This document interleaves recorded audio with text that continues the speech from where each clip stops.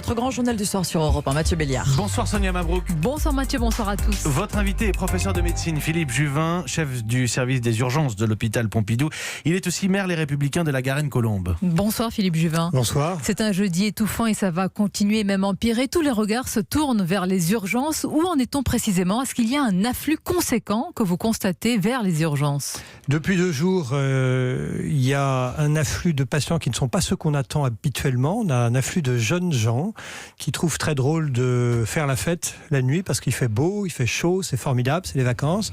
Et donc ils boivent de l'alcool et ils font n'importe quoi. On les retrouve évidemment en état d'ivresse, avec des traumatismes, des plaies, des machins, des trucs.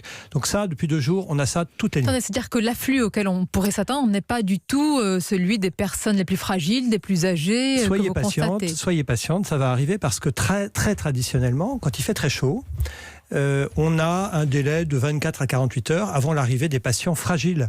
Pourquoi ? Parce que la chaleur les a atteints, ils ont essayé plus ou moins de compenser leur organisme lui-même, mais aussi eux-mêmes en buvant un peu, et puis certains se font déborder, et donc c'est assez habituel qu'on ait ce creux de 24-48 heures. Donc ils vont probablement arriver. On a quelques patients âgés déjà déshydratés. Il ne faut pas dire qu'il n'y en a pas. Il y en a.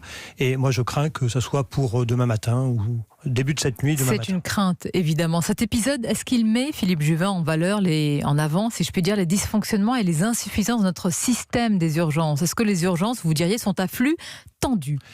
C'est vrai qu'il y a quelques années, les urgences étaient encombrées à 2 moments de l'année. Lors de la grippe en hiver et lors de la canicule en été. Et la grande nouveauté, c'est que les urgences, désormais, sont encombrées toute l'année. Quand je dis encombré, c'est le mot que nous utilisons pour dire que nous sommes à flux tendu, en fait, toute l'année.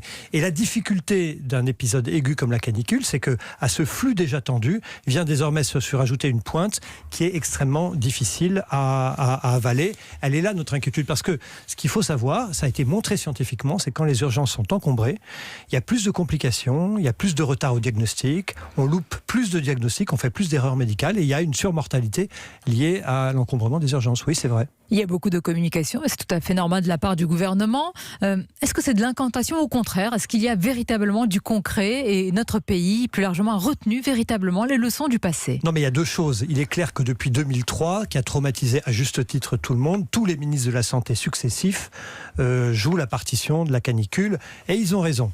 Et puis il y a le deuxième point, c'est que... Mais il faut la jouer efficacement, c'est ça le plus important. Oui, il y a une dispute un peu idiote ces derniers jours. On a dit, oui, Madame Buzyn en fait trop. Non, en réalité, elle est dans son rôle, franchement. Elle ne dirait rien. On dirait, c'est quoi cette ministre qui n'a rien compris? Et elle parle, elle est dans son rôle, elle rappelle des mesures de bon sens. Ça énerve certains qui pensent qu'on l'a suffisamment entendu, mais je vais vous dire, si on avait suffisamment entendu ces messages, je ne serais pas là pour vous parler de l'afflux des patients aux urgences. Tout le monde se protégerait. Ce n'est pas le cas. Il y a encore des gens qui n'ont rien compris.